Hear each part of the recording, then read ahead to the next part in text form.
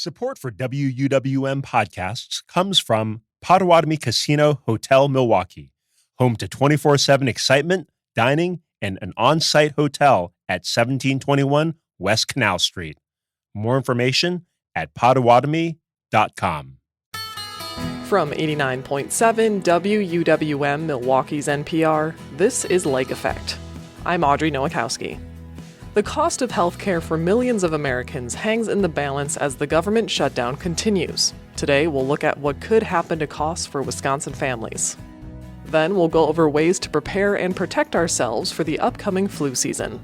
It's a really complicated world of influenza, but we're fortunate that we've worked out a way to protect people with vaccines. Those vaccines, similar to COVID vaccines, have to be updated every year based on what the anticipated circulating strains are going to be. Plus, we'll visit one of several Yemeni coffee shops that have opened in the Milwaukee area in the past year. My friends, we are here like almost every week on Fridays around this time of the day. And this is like our gathering. All that's coming up on Lake Effect.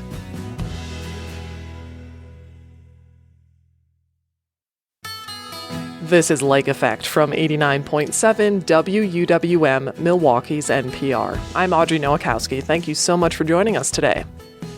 The federal government has been shut down for nearly 2 weeks, making it one of the longest shutdowns on record. Republicans control both houses and the presidency, but have been quick to blame Democrats for the shutdown and have so far refused to negotiate with them. Democrats are hoping to reinstate healthcare subsidies that have allowed millions of Americans to access coverage from the Affordable Care Act. According to the analyses, including one from the Groundwork Collaborative, without these subsidies, healthcare costs for average Americans will double or even quadruple depending on where they live. Lindsay Owens is the executive director of the Groundwork Collaborative, and she joins Lake Effect's Joy Powers to talk about the future of healthcare in Wisconsin and what will happen if politicians refuse to take action. There is a lot of misinformation about what's happening right now, so I'd like to start by just looking at the facts. What's happening with health insurance premiums right now in the U.S., and specifically here in Wisconsin? Yeah, so right now we are actually barreling towards a healthcare premium cliff. Americans very soon will see their premiums start to increase by a lot if they have coverage through the Affordable Care Act marketplace. So because of the way Congress makes laws, they frequently offer things like tax credits for healthcare, which is what we're talking about here, on a temporary basis. And these premium tax credits that have been around for a few years now are slated to expire this year. And Americans will start shopping for next year's premiums in a couple weeks. And in some states, you can't sort of buy your new coverage, but you can take a peek at it. We're in what's called the window shopping period. And so already many Americans are keyed into the fact that the prices without the tax credit are spiking. We're not talking about little, small increases. We're talking about more than doubling for 20 million Americans. And I know many Americans are already feeling like their healthcare premiums are too high, right? So more than doubling is really, really punishing. It's even worse actually in Wisconsin. So we've looked at the national data, but also the state level data, and we've even broken it down at the county level. And if you look at Milwaukee County, for a family of 4 earning the median income, right now they would be paying about $118 a month for healthcare premiums on the exchanges. And if the tax credits expire, it'll be $334. So almost triple. And then in Florence County, just to sort of go over to a more rural area, similarly, family of 4, median income, they're currently paying about $64 a month, but will pay $281 if the tax credits expire. So that's a more than quadruple as much as they are paying now. So this is a major economic shock coming to household budgets if Congress doesn't step in. Why is this happening right now? What has gotten us to this point? Yeah. So, we're in a, Republican trifecta in the government, right? We have Trump, we have Republicans in the House of Representatives, we have Republican controlled Senate, and they have not moved to address this problem yet. They could have addressed this problem when they passed their big budget and tax bill over the summer, but they didn't. They left it out there, kept it hanging out there. And Democrats in Congress are now saying it's time to address this. We can't wait any longer. And so they're saying that they need a budget bill that addresses this in order to vote for the budget bill. And Republicans in the Senate need Democratic votes for the budget bill. And so Democrats are really trying to ensure that they vote for a budget bill because it takes care of this looming healthcare cost disaster. Yeah. In a landscape where prices seem to be rising on basically everything for a variety of reasons, I think a lot of families are saying we just can't take another hit, especially when we're talking about doubling, tripling, or even quadrupling the amount that we have to pay for healthcare insurance. One of the things that you mentioned was that here in Wisconsin, at least, and I think this is really true of the entire United States, urban communities like Milwaukee are likely to be a little less hit than rural communities.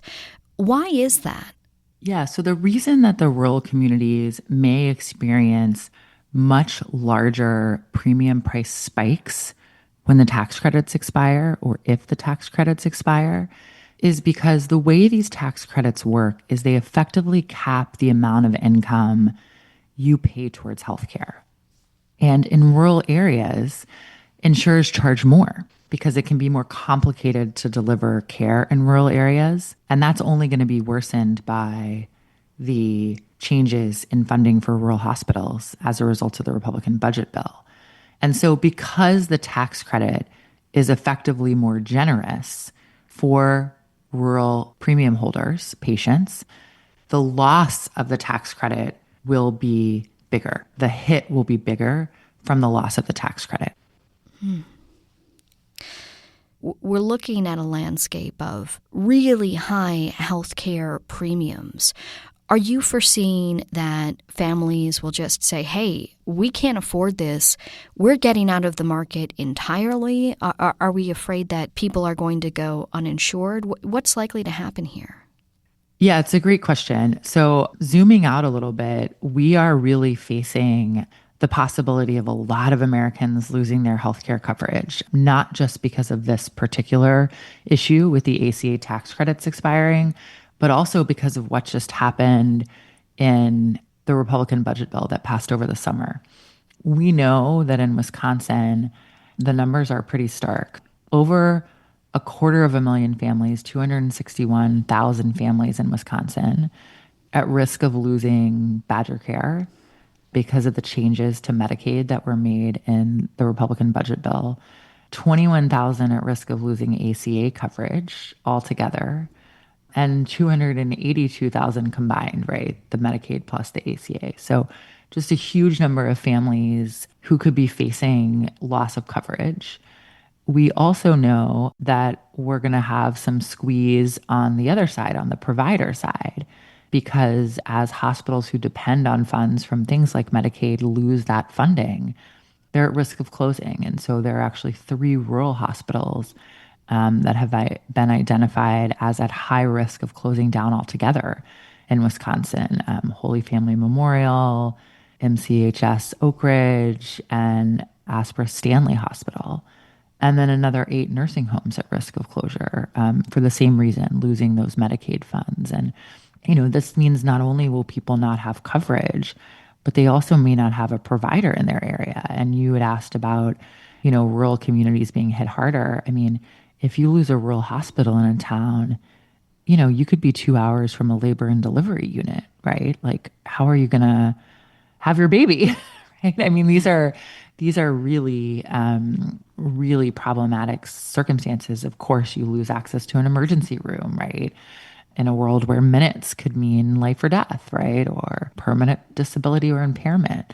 So yeah, these are some really, really big shifts. And, folks may have to downshift considerably in their marketplace coverage, right? Moving to the bare bones plan, which could mean more out of pocket expenses, right?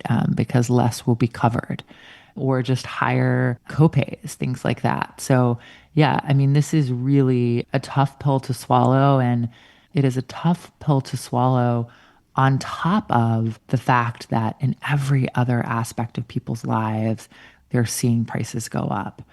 Prices going up on groceries, pricing's going up on electricity. We know that electricity prices will be increased in Wisconsin by an average of 8% because of changes to energy price credits in the Republican tax and budget bill. So this is being layered on top of the price increases because of the tariffs, the price increases because of the Republican budget bill, and now these possibility of the additional price increases because of the ACA credits expiring. If you're just tuning in, this is Lake Effect. I'm Joy Powers, and I'm speaking right now with Lindsay Owens. She's the executive director of Groundwork Collaborative. We're talking about healthcare premiums rising. Right now, it seems unlikely that Republicans in Congress are going to negotiate with Democrats over these kinds of ACA subsidies. Are we expecting that we're likely not going to get a deal on this in the near future? What are your expectations as someone who works inside of this space? Yeah, like, is the deal coming soon? Yeah. Or is there going to be a deal, I guess? Yeah. I think Republicans are really feeling a lot of heat on this, and more heat than they thought.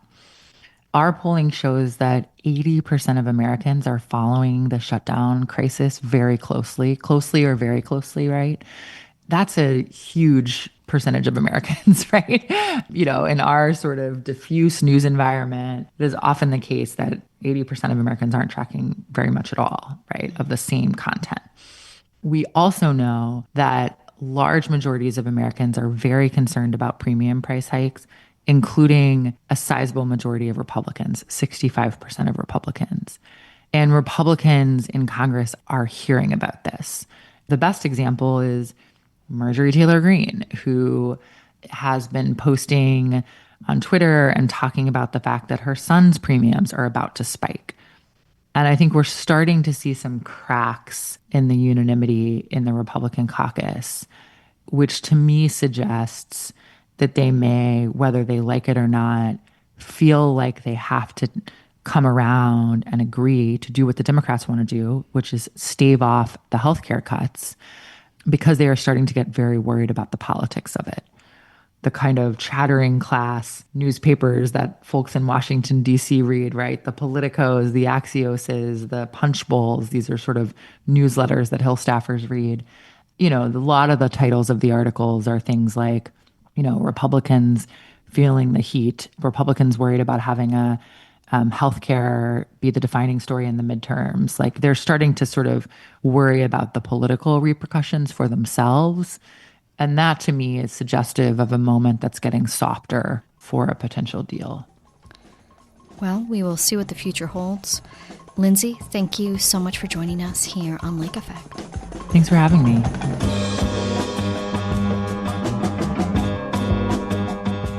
Lindsay Owens is the executive director of Groundwork Collaborative, an economic think tank that has been looking at the impact of federal healthcare subsidies on Wisconsin communities. She spoke with Lake Effect's Joy Powers.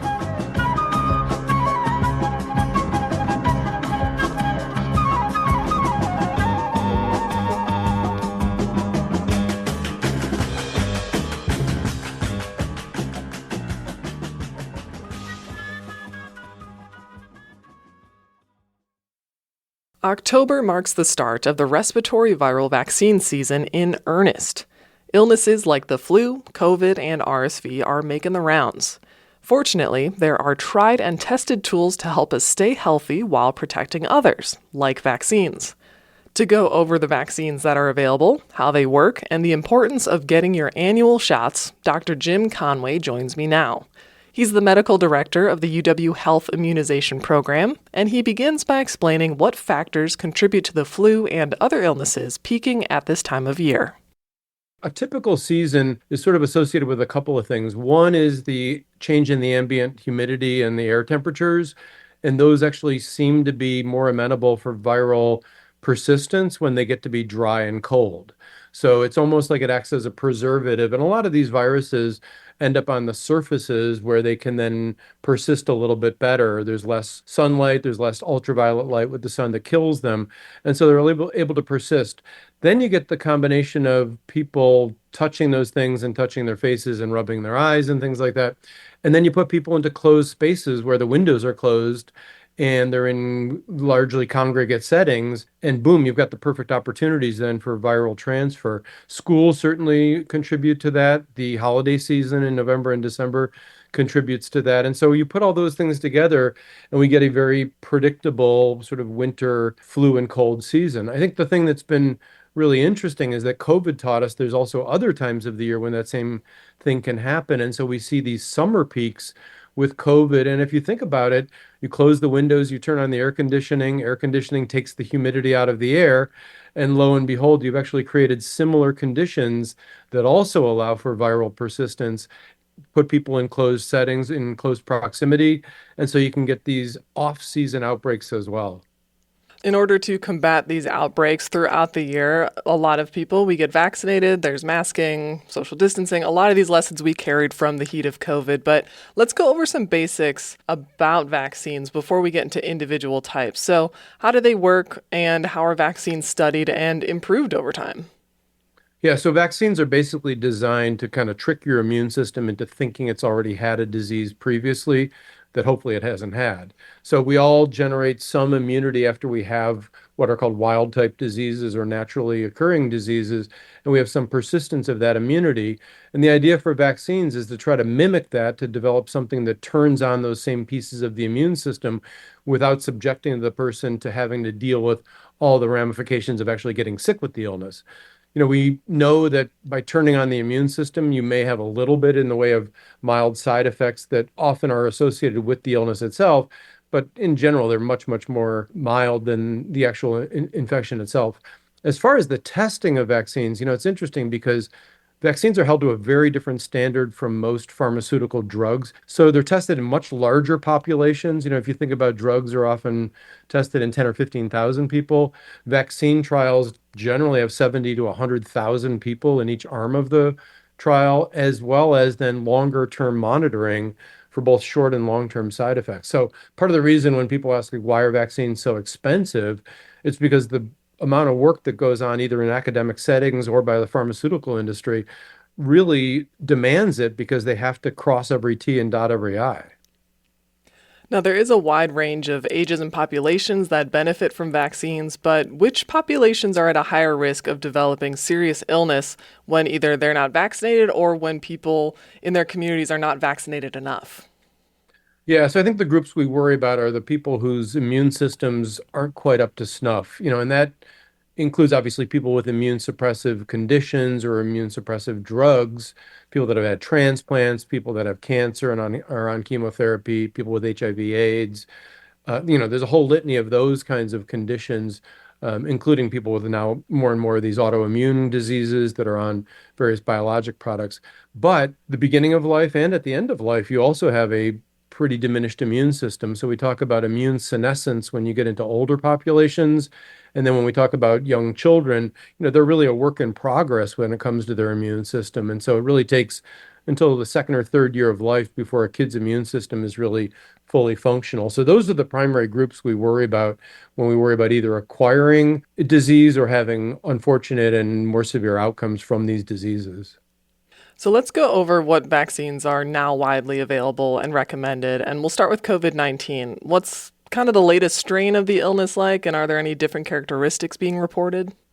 Yeah, I mean, these viruses keep mutating. I think one of the things we've learned is that they're not very smart and they make a lot of mistakes. And so we do end up with a lot of different mutants circulating at any given time. I think people got used to the whole alpha, beta, gamma, and now up to Omicron. We've sort of been stuck on Omicron for a long time, partially because it's towards the end of the alphabet. We're not sure where we would go after that.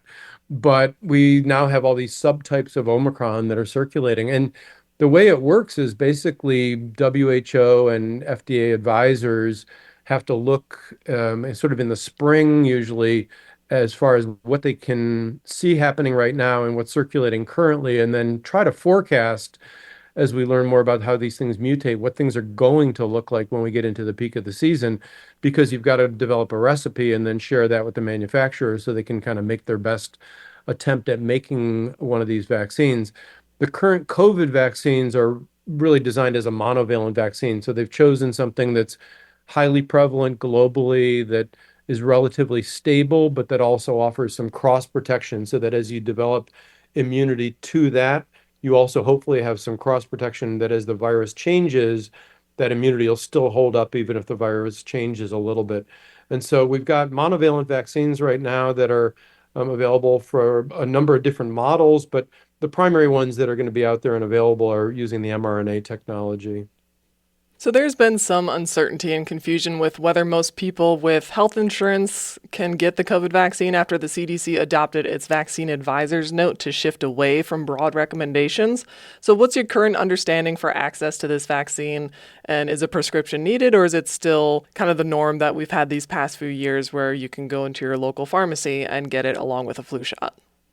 Yeah, I certainly understand that it's been confusing because it's been a deluge of information for everybody to try to digest. But, to really simplify things, the companies that develop these vaccines each year then have to have FDA approval. And the FDA sort of made an unusual move in that they essentially said that they really thought that the priority should be in these higher risk populations. And they called those people over 65 and people with underlying comorbidities or coexisting medical conditions. In response to that, then the major professional medical societies, the American Academy of Pediatrics, American Academy of Family Physicians, American College of Obstetrics and Gynecology, responded by coming out with their own recommendations on who they thought the vaccines should be used in. And I think it's a good reminder for people that that's actually always been the way things have been, that pretty much every year all these professional societies have made their recommendations. I think what we've all gotten a little bit lulled into a false sense of security over is that the Advisory Committee on Immunization Practice, the infamous ACIP, has generally taken those recommendations and sort of harmonized them and made similar recommendations. And so people were worried that we might be ending up with this balkanization of the recommendations where we'd be getting different recommendations from different organizations.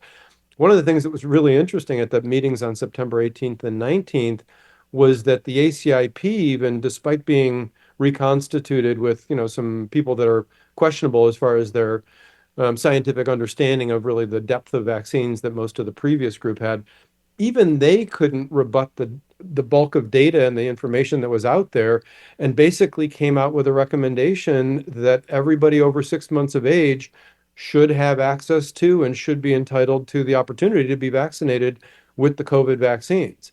And was, I'll admit, a little bit of a pleasant surprise, but it also really suggested how strong the data and how strong the recommendations were from those professional societies.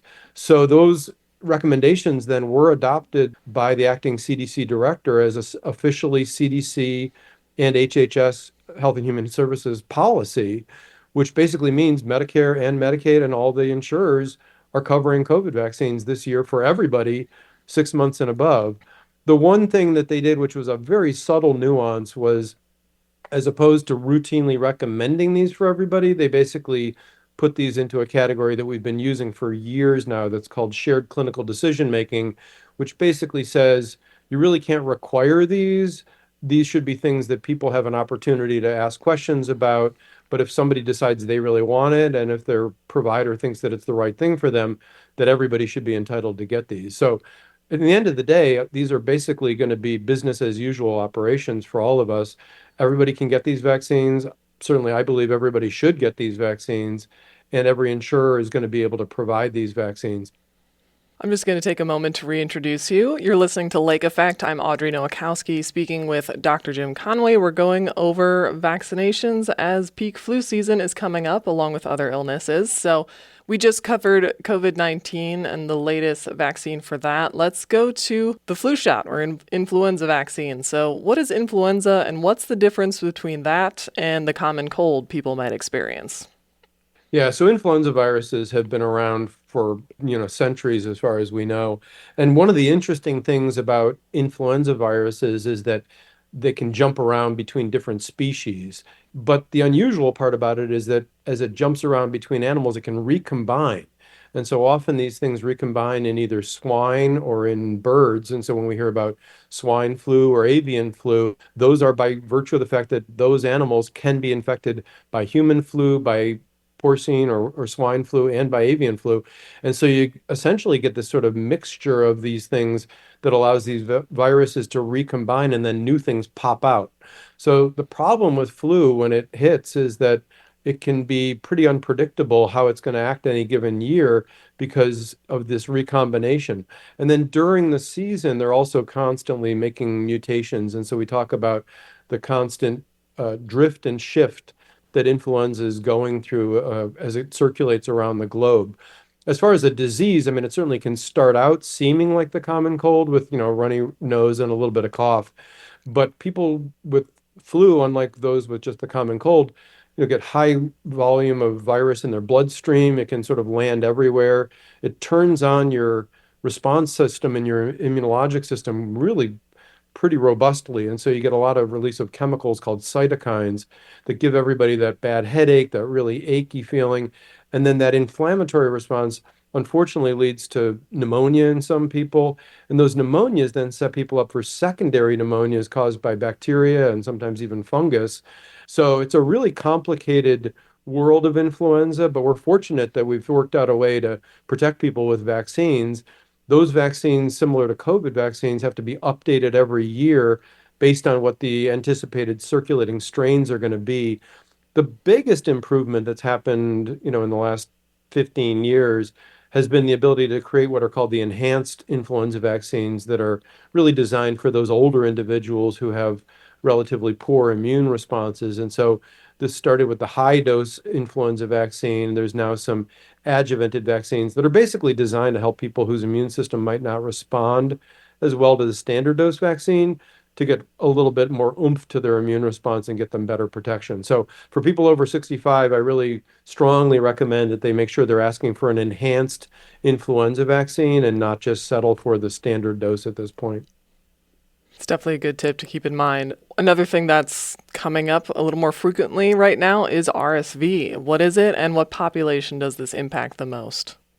Yeah, respiratory syncytial virus was something that was sort of one of those inadvertent, I wouldn't say discoveries, but reminders that happened during COVID, that as we started testing more people with rapid tests that essentially were built on a platform that used to have RSV and influenza on it, the easiest thing to make readily available tests available for everybody was to basically just add some COVID into that. Typically, those respiratory tests weren't done during the summer when these viruses weren't common. Well, suddenly the pandemic shows up and we're testing people year round, and we discovered that RSV is a lot more common during the year than we actually realized, and that it really is a major source of disease for older individuals, similar to what influenza does and what COVID does. So we had, for many years, been focused on just small premature babies as the ones that seem to have a lot of problems with RSV. And so we had been giving versions of monoclonal antibodies to newborn babies, especially premature babies and babies at high risk, to protect them against the really severe lung disease that RSV can cause. But there were a lot of companies and a lot of researchers that were interested in seeing if there was a better way of providing protection.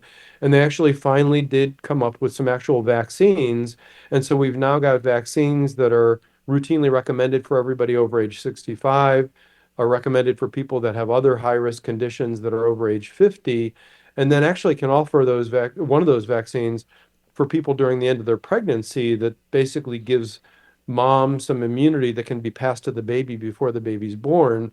But fortunately, if that doesn't happen, or if there's concerns or questions about doing that in a pregnancy, there are now these routinely available monoclonal antibodies that are available, and no longer are we just focused on premature babies. We actually now can give those to every newborn infant, and even some kids during their second year of life that have high risk conditions. And it's really changed the game fairly dramatically. And so I really, suggest very highly that, again, the same people that are at high risk for flu and COVID should really be asking about RSV for themselves as well.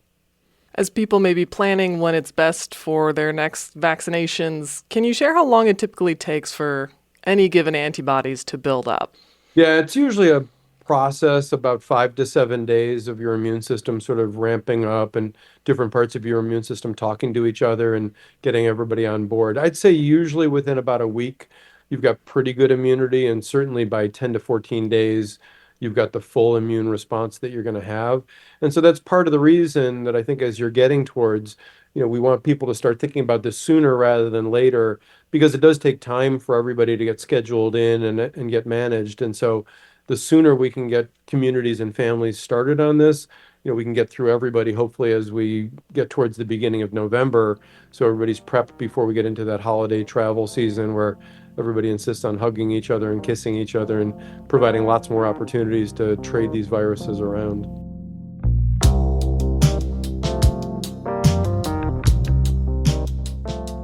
Dr. Jim Conway is the medical director of the UW Health Immunization Program and an infectious disease physician with UW Health Kids. You can listen to more of our conversation and find resources at wuwm.com. Did you know you can listen to Lake Effect as a podcast? Search for Lake Effect wherever you get your podcast to download and listen to us on demand. Later in the show, we'll learn about Milwaukee's robust ham radio community. But first, we're exploring the Yemeni coffee shops that have opened in the Milwaukee area in the last year. We'll take you to one of them with a vibrant nightlife next on Lake Effect on Milwaukee's NPR.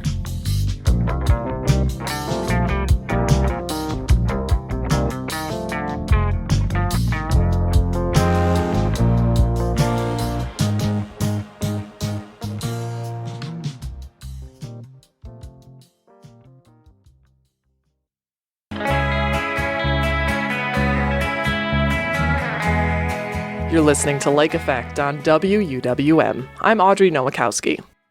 Today, we're continuing our tour of some of Milwaukee's Yemeni coffee shops.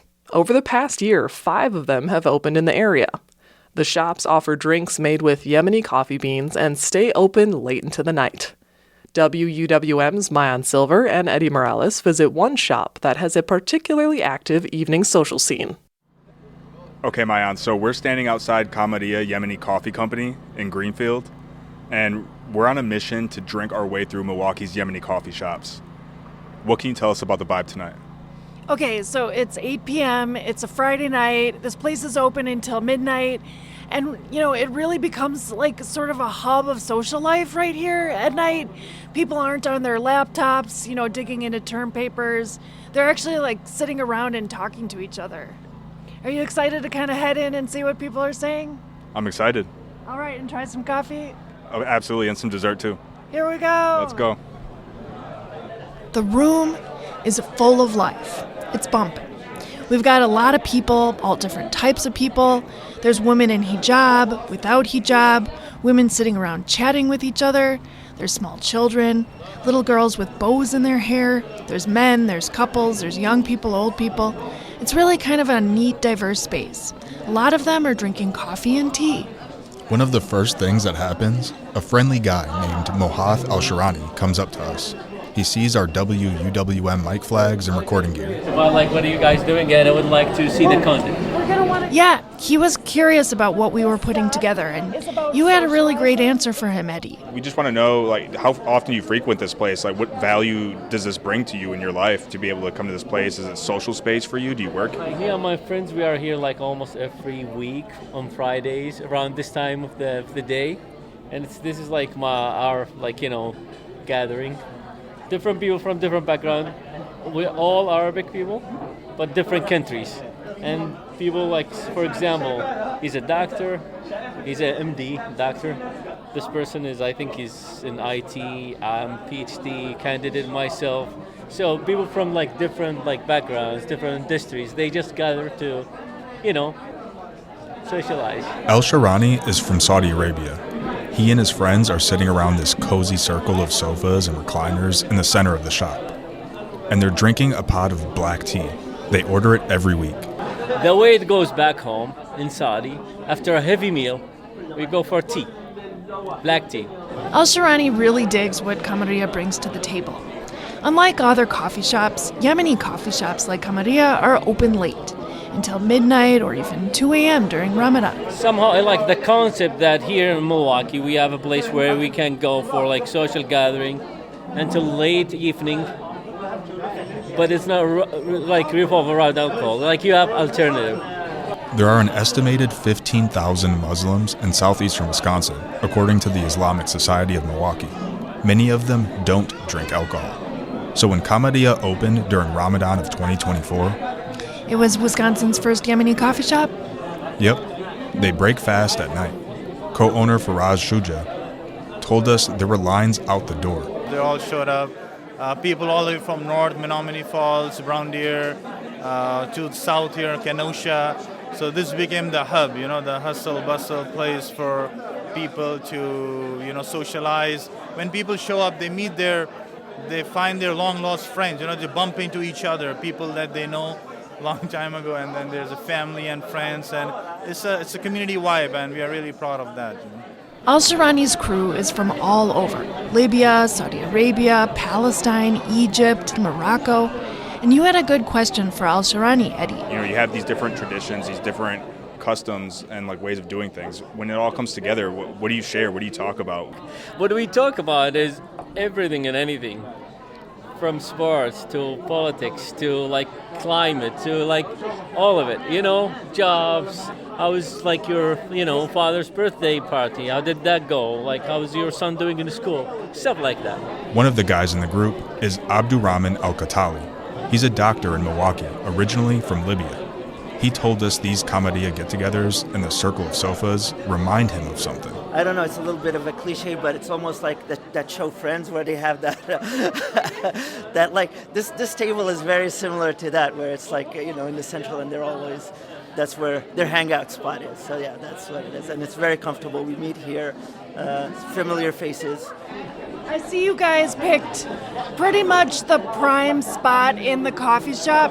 What does it take to get these chairs? You're at like the sofa chairs. So I think there's a strategy, and the strategy is we try to be around like certain time, like between 6 and 7.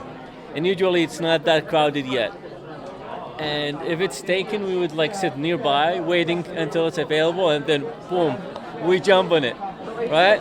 Other people at Kamaria like to pounce on that spot too, like Nivana Me. She was at a nearby table with her kids and a friend. Do you ever get that living room spot? Sometimes on the full set girls here, we take it, yeah. The whole time we were at Kamaria, the music wasn't too loud. The talking wasn't too loud, but there was this sort of energetic hum of conversation. We noticed that not everyone is in big groups. Yeah, some people were solo, like Eric Kluth. I bring a crate full of paints in, acrylic. You can't use oil in a coffee shop. It's going to stink the place up. He's got 2 tables pushed together. They were covered in brushes, paints, and canvases. He was painting a photo of cacti at the Mitchell Park Domes and a second photo of a college friend. He says the fact that there's a lot of people around helps him paint. If I'm not careful, I'll go weeks without painting, but when I'm in a group of people, even if they're not associating with me, it's so much easier for me to focus and not get lost in a video game or some video that I want to watch on YouTube. He likes that Kamaria is open late. It's also different from what he's used to. Where I'm from, all you do is shove headphones in, you keep your head down, you drink your coffee, and you get out as quick as possible.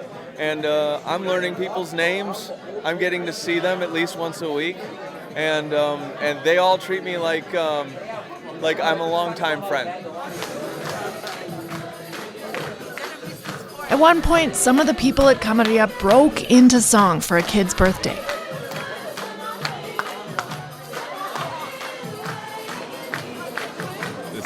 It's interesting. Like, I just would have never even guessed that this is what the atmosphere of a coffee shop could be like at 10:30 on a Friday night. And of course, we had to try the drinks too. You can get drinks without caffeine. We caught some people ordering those. Hello guys, how are you? How are you? Doing great, thank you. What should we get for you guys tonight? I'm gonna get the hibiscus tea. The hibiscus, right? You got it. So one hibiscus. Sometimes you might be thinking about those sweet, sweet coffee beans, even though it's nighttime. Currently it's 8:23 on a Friday. At least it's Friday, right? And if it was a weekday, I would just say, hey, maybe I'm calling in the next day because it's going to be a long night. It's going to be a late night. Kamadia has an extensive pistachio coffee drinks and pistachio desserts menu. They've got the pistachio latte, pistachio tiramisu, viral Dubai chocolate bar with pistachio paste, the Dubai chocolate cup. Eddie, you were down to try one. Wow. This is my first time ever having a pistachio-flavored drink or dessert, I think, for that matter. But this is, you could taste the pistachio for sure. And it's delicious. This might be my go-to drink now. Then you took a stab at the viral Dubai chocolate bar, right, Eddie? Yep. It's made with kataifi, shredded phyllo dough, milk chocolate, and pistachio paste. Kamadia hires a baker who does this. She comes early in the morning, 6:30 a.m., and she prepares the dessert cups and the bars too. It's next level, isn't it? It is. And this bar specifically, when you bite into that layer, it almost feels like crunchy, kind of like wafer in the middle. Yeah, it's just like the mix of the textures too. Very good. We got a very good from Eddie. I think that's the high praise from Eddie. Yeah, very good. It's impressive. Yeah, I don't give out very goods that easily. It's a labor of love for both owners of Kamadia's Milwaukee franchise, Faraz Shuja, who you heard from earlier, and Anas El-Harani. Both met at a local mosque, both lived abroad, one in Palestine and another in India. And both are pleased that the business has become mainstream. They're happy it's a place for people of all backgrounds to get together. El-Harani told us the shop is a dream come true for him after growing up as an only child. I walk between the tables as that child in me who missed that gathering, I missed that sibling feeling and noise and running and yelling. This is what I feel. I feel like a small kid running around between tables, checking on customers, getting that value back and also reflecting it on others. El-Harani says people can grab coffee anywhere, but they come to Kamadia for the community. I'm Eddie Morales. And I'm Maayan Silver. For 89.7 WUWM, Milwaukee's NPR.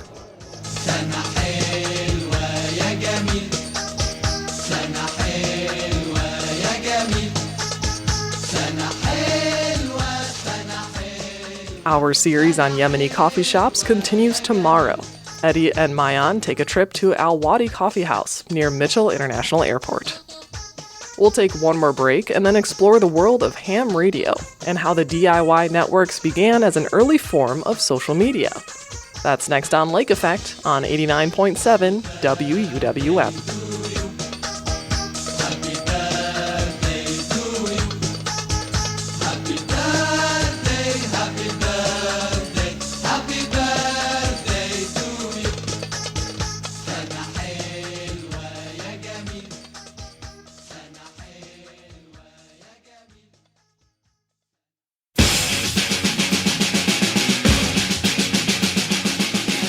This is Lake Effect on Milwaukee's NPR. I'm Audrey Nowakowski. When radio first emerged, it was the Wild West of communication technology. Pioneers in the industry learned firsthand how to wrangle the power of this new tech and create the standards that we know today. But there are still cowboys among us, DIY enthusiasts with a sizable community here in Milwaukee. They're known as hams, and they're keeping the art of ham radio alive and well. Journalist T. Krulos wrote about them this spring for Milwaukee Magazine, and he joins Lake Effect's Joy Powers to share more. Tell us a bit about the origins of ham radio. When does it really pick up in the U.S.? It kind of started right away in the early 1900s after radios became popular. People figured out that they could tap into those radio waves and could kind of set up a miniature radio station of their own so they could talk to other people around the world. How does it work exactly? I know that they're on the radio. Of course, I'm somebody who is often on the radio. Mhm. Do you need to have a setup in your home, or what is it? Yeah, and the setups vary quite a bit. So everything from like a small portable unit that looks something like a walkie-talkie to a very elaborate home studio where you have all sorts of equipment and you'll have an antenna either on your roof or sometimes like a miniature radio tower in your backyard that can be 30 feet tall or so. Well, it seems like you need a license. Is that right? Yes, you do need a license to operate the equipment, and the most common is the novice level of license. There is like a more expert level that you can get, and you'll have access to bigger radio waves, further range, but you need to pass a pretty standard test to get your license. Sure. And then you're given a call sign, by the way. A call sign being... It's like a series of letters and numbers, WA9 CNA or something like that. Yeah. So we have, of course, call letters ourselves here on the radio. Ours is WUWM. Every station has call letters. It's all very regimented. Yes. So you, before getting into this piece, you actually had some familiarity with ham radio through your grandfather, who was an enthusiast. Yeah, I have a very fond memory of being a kid. I spent a lot of time, especially in the summer, at my grandparents' house. And my grandfather was a carpenter, so he built his own floor plan for his house. And he included a little room that's like a den, except he called it his ham shack. And he had a big recliner in that room. It was filled with equipment. And I have this fond memory of walking through the hallway, and I would hear this very distinct sound of my grandfather snoring because he had fallen asleep while talking on the radio, and this sort of staticky crackle of people talking in the background. So that was really his passion. He spent a lot of time and money into his hobby, and he would come home from work and talk until he fell asleep in his chair. Was he part of a community like it seems we have here in Milwaukee? I know that he went to like some meetups. There's like convention, conference type stuff that happens regularly. But I think, like other hams, he really found the community on air. He enjoyed talking to people in the comfort of his home. And as I discovered when I went to the ham radio outlet store here in Milwaukee, there's a community of people who just enjoy talking to each other, and it's very much like an early form of social media. In the same way that you might be curious about connecting with other people online, this was kind of a spin of the roulette wheel. You never knew who you were going to talk to, but you could have these conversations with interesting people all over the country and the world.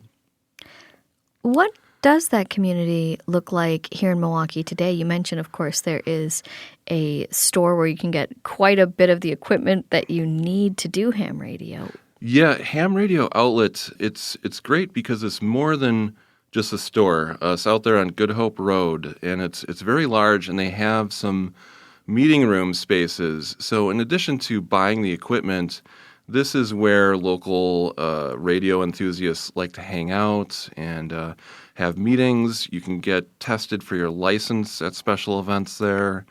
And, they just talk about stuff, set up different equipment to try it out. So it's really like the heart of the ham radio community in the Milwaukee area. Did you get a sense for how many people are really in the community, or is it a little bit ambiguous? I think it is a little ambiguous as far as, who has a license versus who's actively using one. But I found a site, so they said that there was about 14,000 people licensed in Wisconsin. I don't know how accurate and updated that information is, but I guess that kind of gives a ballpark. Sure. So a chance to meet potentially 14,000 other people. Yeah. And one of the clubs I talked to here in the area, they said they had about 100 active members. There's at least some people out there. Which seems like that's kind of the point of it, right? There's always going to be someone out there. Yeah. If you're someone who's maybe listening right now going, I think I want to get into ham radio, what can they expect from this kind of hobby? What is the atmosphere like?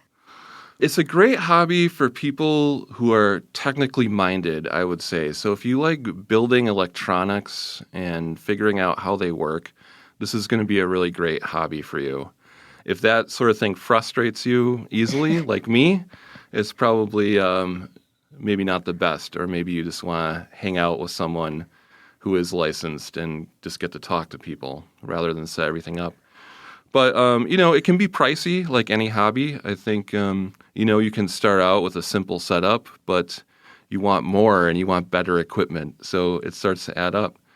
But everyone that I talk to is very friendly. Of course, as with other hobbies where people are kind of aging out, they are hoping to reach out to younger people to carry this on. So I think they're very inviting to people who are interested in learning more. And, you shouldn't be intimidated. There are instruction books and classes that can help you get up to speed pretty quickly. All right. Well, T, thank you so much for joining us here on Lake Effect once again and sharing your work. Thank you.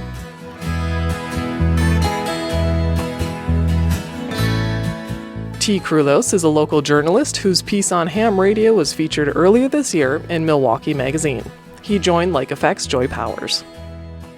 And that's Lake Effect for today. I'm Audrey Nowakowski. If you've missed any of Lake Effect this week, you can find all of our conversations at WUWM.com.